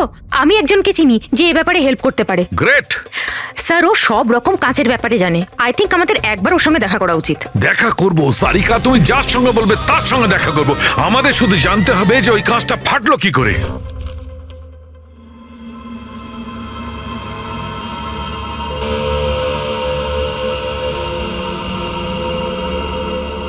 হ্যাঁ পঙ্কজ, কিছু পেলে তুমি? স্যার ব্যাস 2 মিনিট, এক্ষুনি হয়ে যাবে, 2 মিনিট। ওকে, দেখি পূরবী কি পেলো। তুমি জানতে পারলে কিছু ওনার ব্যাপারে? হ্যাঁ স্যার, কিছু অদ্ভুত মেসেজ পেয়েছি জাস্টিস রায় আর জাস্টিস লালের মধ্যে। অদ্ভুত মেসেজ? কিরকম? এই দেখুন স্যার, এটা কোনো মেসেজ হবে বা হয়তো কোনো কোড, যেটা নাম্বার আর লেটার মিলিয়ে বানানো হয়েছে। এই দেখুন স্যার, এই মেসেজটা জাস্টিস রায় জাস্টিস লালকে 2 বার পাঠিয়েছেন, একবার এই 3 মাস আগে আর দ্বিতীয়বার এই 1 মাস আগে। এবার এটা হয়তো দুজন বন্ধুর মধ্যে সিক্রেট কোনো কোড, আর নয়তো এটা কোনো ইম্পর্টেন্ট নিউজ আছে যেটা জাস্টিস রায় জাস্টিস লালকে জানাতে চান। একটা কাজ করো, ট্রাই করো ডিকোড করার, দেখো কিছু জানতে পারা যায় কিনা। হ্যাঁ, এই লিস্টটা কি কমপ্লিট হলো? হ্যাঁ স্যার, জাস্টিস রায়ের পিএ আনন্দ যে হুমকিগুলোর কথা আমাদের বলেছিল, সেই হিসেবে আমি সাসপেক্টদের 3টে ভাগে ভাগ করেছি। 3টে ভাগে কেন, কি জন্য? এখানে যতজন লোক আছে এদের মধ্যে সবাই কখনো না কখনো জাস্টিস রায়কে হুমকি দিয়েছেন, আর এদের মধ্যে বেশিরভাগ লোকই জেলে আছে। কিন্তু এই ভুবনেশ, এ একটা মার্ডার কেসে ভেতরে গেছিল, আর পরে এর যেহেতু মাথার গন্ডগোল ছিল সেই জন্য ওকে ছেড়ে দেওয়া হয়েছে। আর এ হচ্ছে কমলবাবু, ইনি জাস্টিস রায়ের ওপর কালি ফেলেছিলেন, আর সেই অপরাধে ওকে গ্রেপ্তার করা হয়। এই মুহূর্তে কোথায় আছে কেউ কিছু জানে না। স্যার, এই যে দ্বিতীয় লিস্টটা দেখছেন, এদের মধ্যে 3 জনকে মৃত্যুদণ্ড দিয়েছেন জাস্টিস রয়, আর এরা এখনো জেলে নিজের সাজা ভোগ করছে। 3, আর এই 4 নম্বর ইনি কে? স্যার, এর নাম হলো কিশোর। স্যার, এর ছেলেকে জাস্টিস রয় 3 বছরের সাজা দিয়েছে, আর নিউজে একটা আর্টিকেল এসেছিল যে এত সাজা দেওয়ার দরকার ছিল না, সেই জন্য হয়তো ডিপ্রেশনে চলে গেছিল আর আত্মহত্যা করে নেয়। তাহলে ওর কাছে প্রতিশোধ নেওয়ার যথেষ্ট কারণ ছিল। আর এ হচ্ছে ধবন, এ একজন উকিল পেশায়। আর অদ্ভুত ব্যাপার এই যে আগের বছর এ জাস্টিস রায়ের কোর্টে অনেকগুলো কেস লড়েছিল, কিন্তু ও একটাও জিততে পারেনি, সব হেরেছিল। তাহলে হেরে যাওয়া উকিল কি প্রতিশোধ নেওয়ার জন্য জাস্টিস রায়কে? হ্যাঁ, এটাও হতে পারে যে কোনো উপযুক্ত উকিলই নয়। তাহলে সব মিলিয়ে আমাদের কাছে আছে 4 জন সাসপেক্ট। একজনই কমল, ভুবনেশ, কিশোর আর ধবন। স্যার, গিফটকে পাঠিয়েছিল জানতে পেরে গেছি। ওই গিফটটা কমল পাঠিয়েছিল, সেটা সপাতলনের লোকেরা কুরিয়ার আইডি থেকে জানতে পেরেছে। তাহলে ওদের কাছে ওর অ্যাড্রেসটা তো আছে? না স্যার, অ্যাড্রেস তো জানতে পারা যায়নি। কোনো ব্যাপার না, কমল যে জেলে ছিল সেখান থেকে জানতে পারা যাবে, ওখানে যেতে হবে। সরি অফিসার, কিন্তু আমাদের ওকে 1 মাস আগেই ছাড়তে হলো। ও এত তাড়াতাড়ি জেল থেকে ছাড়া পেয়ে গেল? 1 মিনিট, আপনি বললেন যে ওকে ছাড়তে হয়েছে, কিন্তু কেন? ওর শরীরের কারণে, কারণ বহু বছর ধরেও নেশাগ্রস্ত ছিল। 7 বছর আগেও একটা কেসে ধরা পড়ে, তারপরও মদ খাওয়া ছেড়ে দেয়, কিন্তু জেল থেকে বেরোনোর পরও আবার মদ খাওয়া শুরু করে। এই জন্যই ওর পুরো লিভার খারাপ হয়ে গিয়েছিল। আচ্ছা, এটাও তো হতে পারে যে ও লিভার খারাপ হওয়ার বাহানা করেছিল। না না স্যার, আমরা ডাক্তার দেখেই ওকে ছেড়েছিলাম। আচ্ছা, ওর অ্যাড্রেস তো আছে আপনার কাছে, ওটা দিয়ে দিন। অ্যাড্রেস তো আছে, কিন্তু আমার মনে হয় ওকে ওখানে পাবেন না, ওকে হসপিটালেই পাবেন।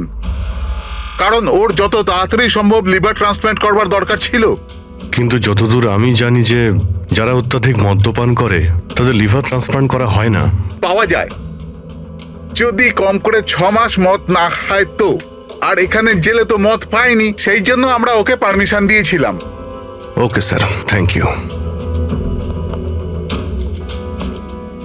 যদি এটাই হয় তো নিজের জীবন বাঁচানোর জন্য ও কোনো না কোনো কোথাও না কোথাও হসপিটালে রেজিস্ট্রেশন তো করাবেই। এক্স্যাক্টলি। আর এই কোনো ছোটখাটো অপারেশন নয়, যে কোনো জায়গাতে হয়ে যাবে। শহরে কমই হসপিটাল আছে যেখানে ট্রান্সপ্লান্ট করা হয়। কমলকে আমরা ওখানেই পেয়ে যাব। আরে সারিকা, তুমি আমাকে কোথায় নিয়ে এলে? হ্যাঁ, আমি তো ভেবেছিলাম তুমি আমাকে কোনো গ্লাস ফ্যাক্টরিতে নিয়ে যাবে।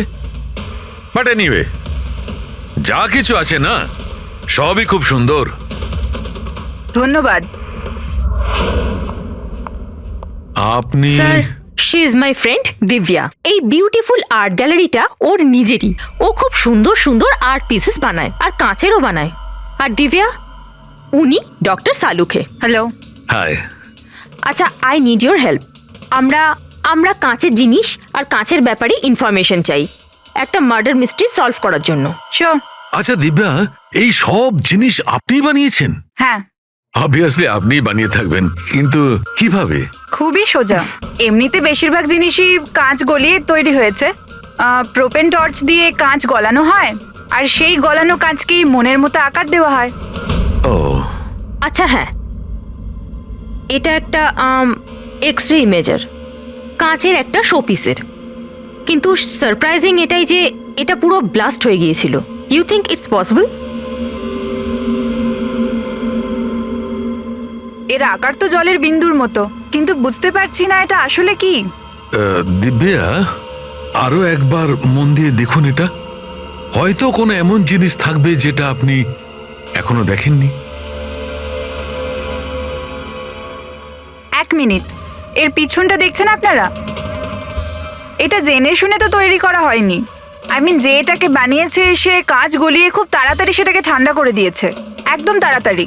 তাই জন্য এই কাঁচের আকার শুধু বিন্দুর মতোই হয়নি, বরং এর শেষটা পাতলা, লম্বা আর সূক্ষ্ম হয়ে গেছে। Thank you so much for your help. কাঁচটাকে গলানোর পর ঠান্ডা করে দিয়েছে তাড়াতাড়ি তাড়াতাড়ি, যে কারণে ফোঁটার মতো হয়েছে। মাই গড! সারিকা, আমাদের ল্যাবে যেতে হবে তাড়াতাড়ি, এক্ষুনি। আর হ্যাঁ, ওই দিব্যা, আপনার এখানে এসে আমাদের খুব উপকার হলো। ওকে।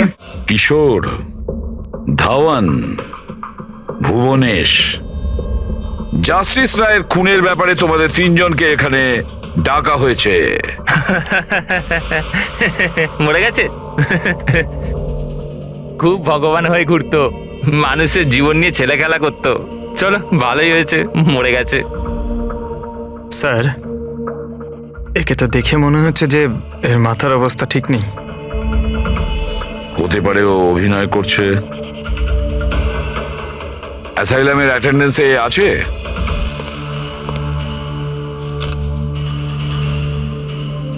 স্যার, এখানে তো লেখা আছে যে অনেকদিন ধরে বাইরেই বেরোয়নি, আর এই রিপোর্টটা নিজে ডক্টর বানিয়েছেন। এই দেখুন। ঠিক আছে, নিয়ে যাও একে। চলো চলো, ওঠো।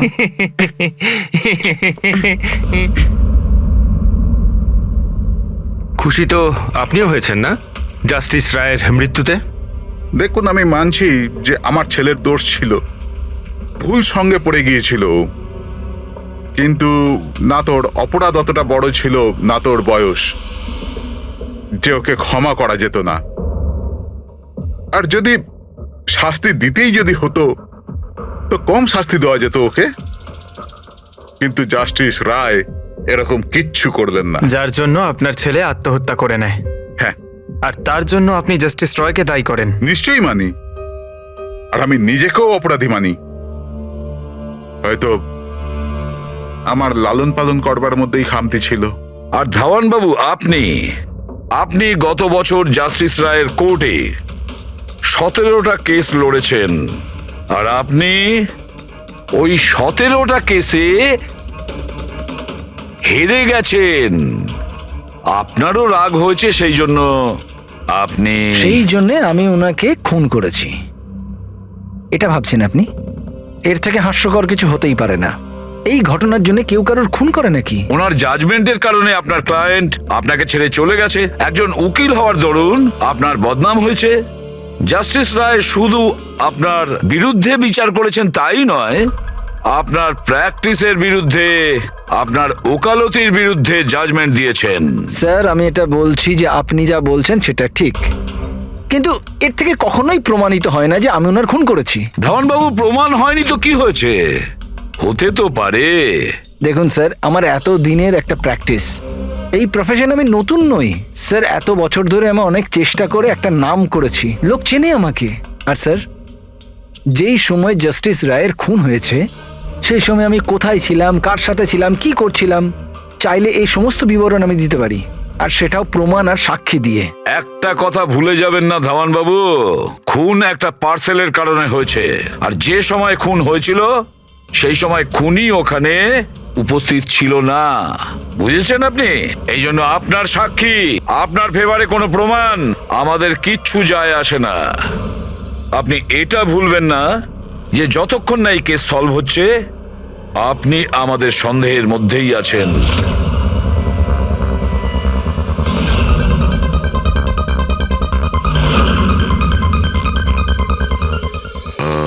Doctor Puneet? Yes sir, that's doctor Puneet. Thank you. Doctor Puneet, আমরা সিআইডি থেকে আসছি, আপনার সঙ্গে ফোনে কথা হয়েছিল কোমলের ব্যাপারে। হ্যাঁ, আমার মনে আছে। আসলে কমল আমাদের লিভার ট্রান্সপ্লান্টের লিস্টে আছে, আর আমরা ওনার জন্য সঠিক ডোনারের অপেক্ষা করছি। আর আরেকটা ভালো খবর যে ও মদ খাওয়া একদমই ছেড়ে দিয়েছে, না হলে আমরা এই অপারেশন করতে পারতাম না। তাহলে আপনার কাছে এই কোমলের অ্যাড্রেস তো আছে? আগে ঠিকানা তো নেই। আচ্ছা, যদি আপনি ডোনার পেয়ে যান তাহলে আপনারা কন্ট্যাক্ট করবেন কি করে? সিম্পল ব্যাপার, আমরা ডোনার্স আর প্রয়োজনীয় পেশেন্টের লিস্ট আমাদের ওয়েবসাইটে আপলোড করে দিই, আর সমস্ত পেশেন্ট নিজেদের ডোনারদের সঠিক লিস্ট ওখানে দেখেন আর আমাদের সাথে যোগাযোগ করেন। যদি কমল তার নাম লিস্টে দেখে ফেলে তাহলে নিশ্চিতভাবে এখানে চলে আসবে। এটা তো খুব ভালো খবর। আচ্ছা ডক্টর, আপনাকে আমাদের একটা কাজ করতে হবে। গলানো এই কাঁচটাকে গরম গরম তাড়াতাড়ি ঠান্ডা করতে হবে, তাড়াতাড়ি। জল ছাড়া এই কাজটা আর ভালোভাবে কে করতে পারে?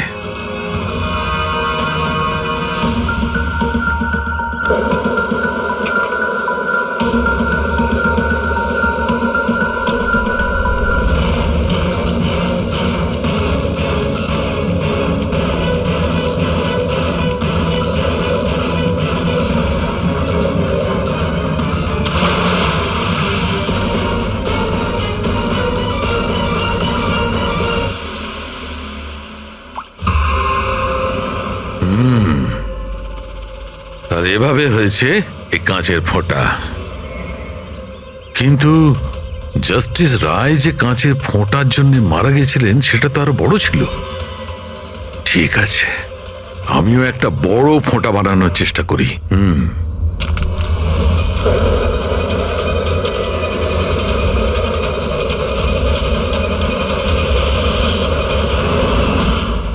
এই কোডগুলো আসলে কি? কিছু বুঝতেই পারছি না। মাই গড!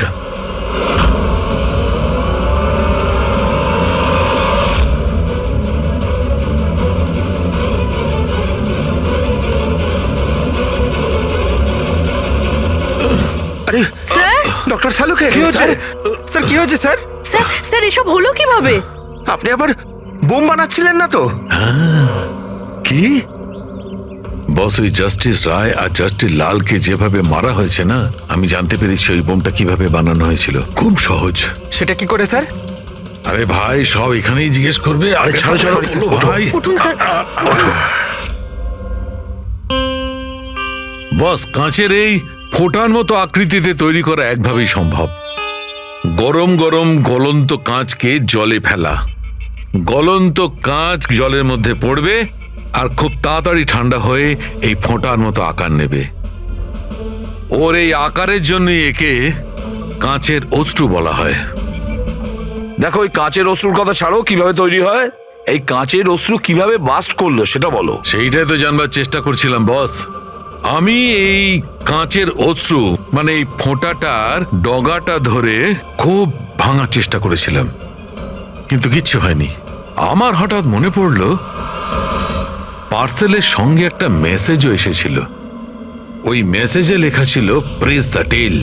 আমি এর টেল এর ছুঁচলো অংশটায় চাপ দিলাম আর বুম, তারপর তো সব জানা আছে। কি বলছে স্যার? এই লেস চাপলেন আর ফেটে গেল, এটা কিছু বুঝতে পারলাম না। আমি বোঝাচ্ছি। আসলে এ সমস্ত ঘটে কাঁচের অণুতে সৃষ্ট ভয়ঙ্কর চাপের কারণে। যখন এই কাঁচ, গরম গরম কাঁচ, গলন্ত কাঁচ একদম ঠান্ডা হয়ে যায়, তখন এর অগ্রভাগে একটা ভয়ঙ্কর চাপের সৃষ্টি হয়। আর তারপর এই লেজের অংশটা যখন ভাঙা হয়, তখন হঠাৎ একটা চাপের ফলে এর যেন দম বেরিয়ে যায়, আর তখনই ব্লাস্ট হয়, বুম, ব্লাস্ট। এই সমস্ত সাধারণ মানুষ বোঝেই না।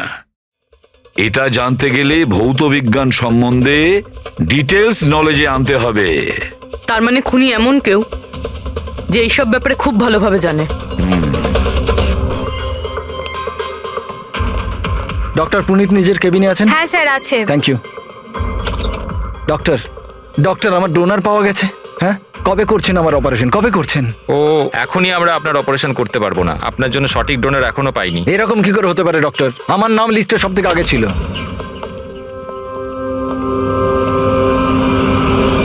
দেখুন, আমি জেল থেকে বেরিয়ে গেছি, শাস্তি সম্পূর্ণ করেছি, তাহলে আপনারা আমাকে কোথায় নিয়ে যাচ্ছেন? আমি সেরকম কোনো ভুলও করিনি। আর জাস্টিস রায়কে খুন করা হয়েছে।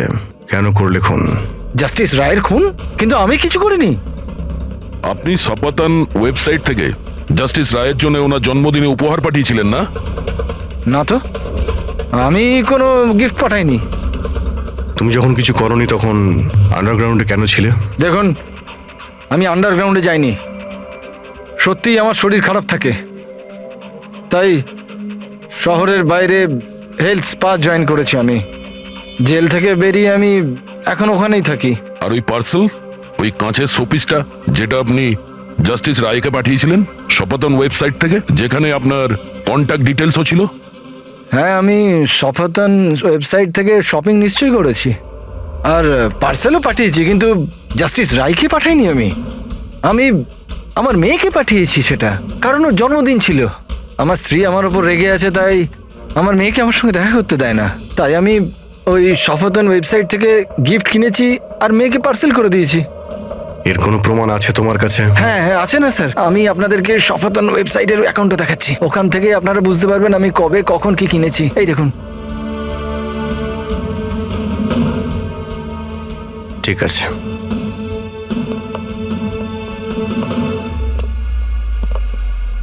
এই লোকটা তো সত্যি সত্যি কথা বলছে। এ তো ওই গিফটটা নিজের মেয়ের জন্য কিনেছিল, আর সেটাও জাস্টিস রায়ের মৃত্যু 2 সপ্তাহ আগে। তার মানে খুনি এটা চাইছিল যে ওকে আমরা সন্দেহ করি। তার মানে ও যেই হোক, তার কমলের পুরো হিস্ট্রি সম্পর্কে সে অবগত ছিল। ওর বাড়ি থেকে ওই পার্সেলের বক্সটা চুরি করেছিল, ওর মধ্যে কাচের জিনিসটা রেখেছিল আর জাস্টিস রায়কে পাঠিয়ে দিয়েছিল। খুনি সেই যে এই পার্সেলটা জাস্টিস রায়ের কাছে পৌঁছেছিল।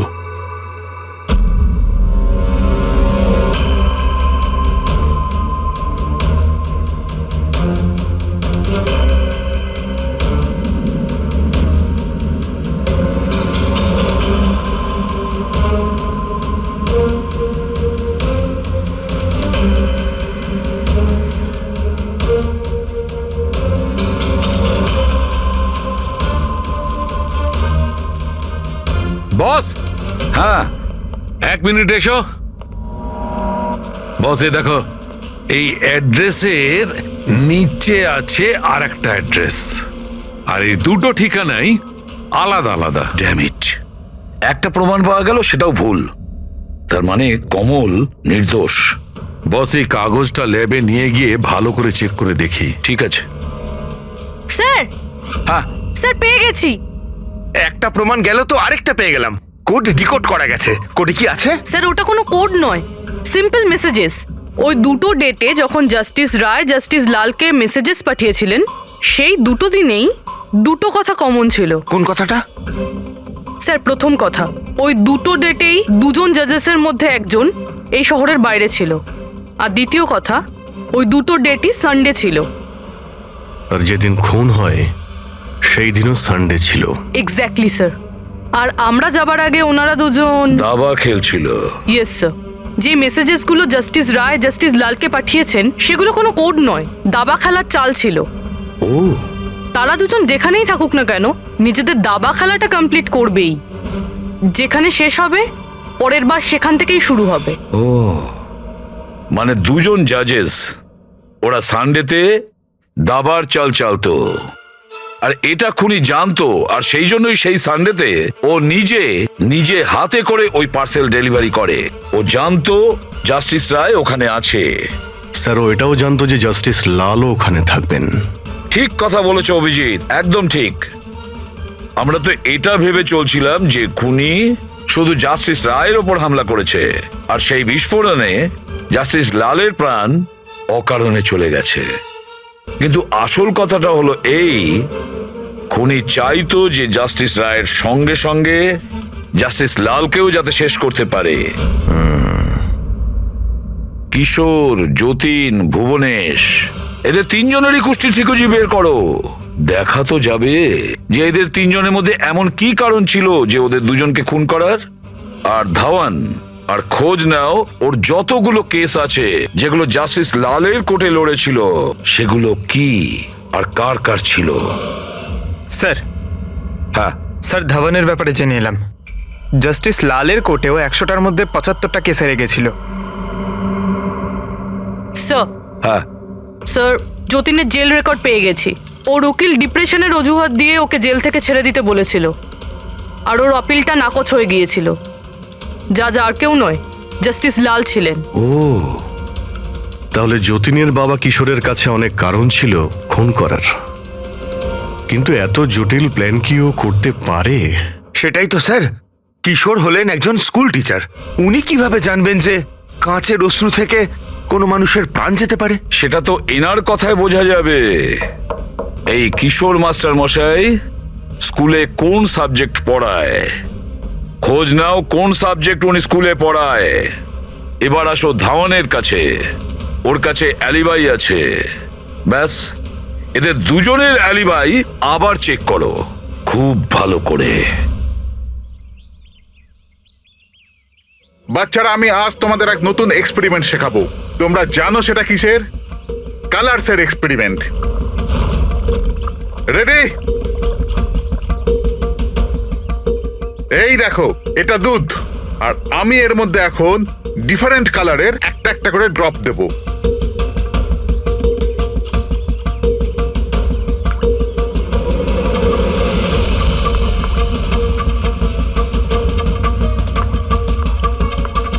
নাও কাম হিয়ার।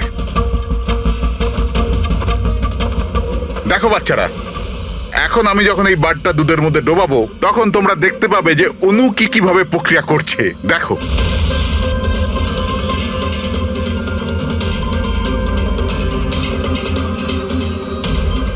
দেখলে? একেই বলে বিজ্ঞানের জাদু। দারুণ না, আমি আপনার রিসার্চের কথা বলছি না, আপনার ব্যাপারে বলছি। আপনি কখনো বলেননি যে আপনি সায়েন্সও পড়ান, বিজ্ঞানও পড়ান? আপনারা এখানে? আমি তো ব্যাস ওই প্রাথমিক বিজ্ঞান পড়াই। আপনি বাচ্চাদের ওই কাঁচে চোখের জলের প্রয়োগটা দেখাননি? কেমন করে লেজটা চাপলেই ব্লাস্ট হয়ে যায়? আপনারা যে কি বলছেন আমি কিছু বুঝতে পারছি না। আপনি সব জানেন, এবারে আপনি বাচ্চাগুলোকে যেতে বলে দিন। বাচ্চারা, আজকের মতো ছুটি, বাকি পড়াশোনা কাল। যাও তোমরা। স্যার, এই সিগনেচারটা চেনেন আপনি?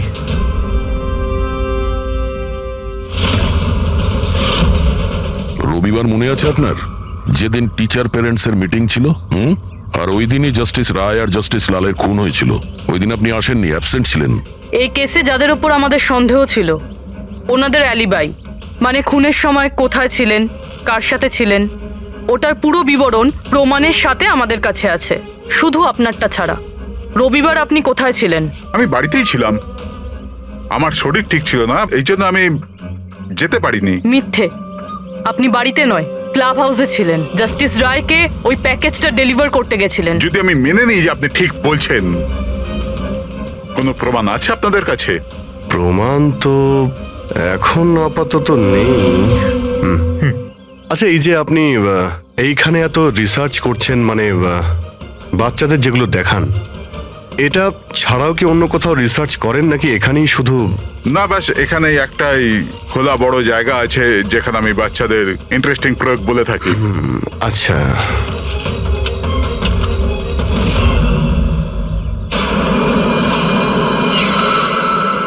স্যার। হ্যাঁ পঙ্কজ। আরে আপনারা ওদিকে কোথায় যাচ্ছেন?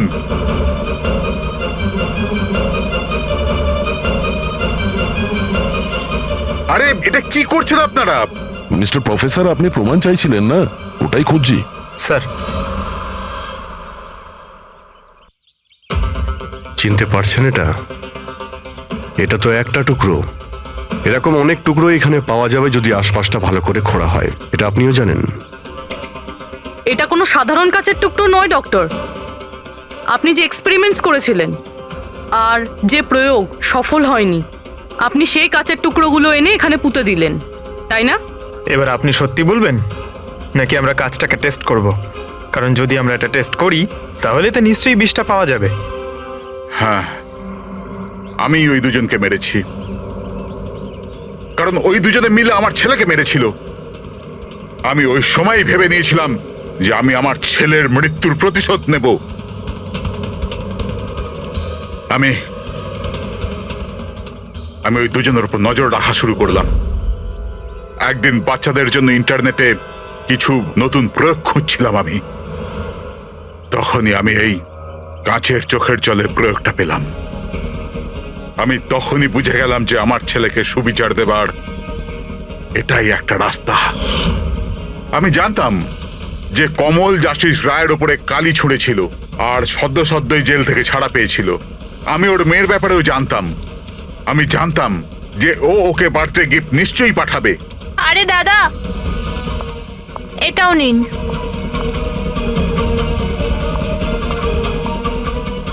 ব্যাস, ওই গিফটের বাক্সটাই আমি ওখান থেকে তুলে নিলাম আর আমার ভাবনার পরিণতি দিলাম।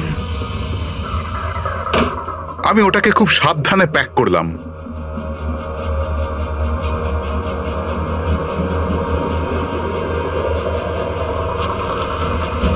আর তারপর বাক্সর ওপরে পুরনো অ্যাড্রেসের জায়গায় নতুন অ্যাড্রেস লেখা কাগজ আটকে দিলাম। তারপর আমি ওই দুজনের মৃত্যুর অস্ত্র ওইখানে পৌঁছে দিলাম। আমার যা করবার ছিল আমি করে নিয়েছি। আমি ওই দুজনের থেকে আমার ছেলের মৃত্যুর প্রতিশোধ নিয়েছি, ওকে সুবিচার দিয়েছি। নেয় না, শুধুমাত্র প্রতিশোধ ছিল, যাতে না তোমার মৃত ছেলের আত্মার শান্তি পাবে, না ওই বাচ্চাদের যারা তোমাকে গুরু মানে। হ্যাঁ, তোমার ওই ভুল থেকে ওরা শিক্ষা ঠিক পাবে। নিজের বাকি জীবনটা জেলে কাটানোর সময় নিজের ভুলটা হয়তো আপনি বুঝতে পারবেন।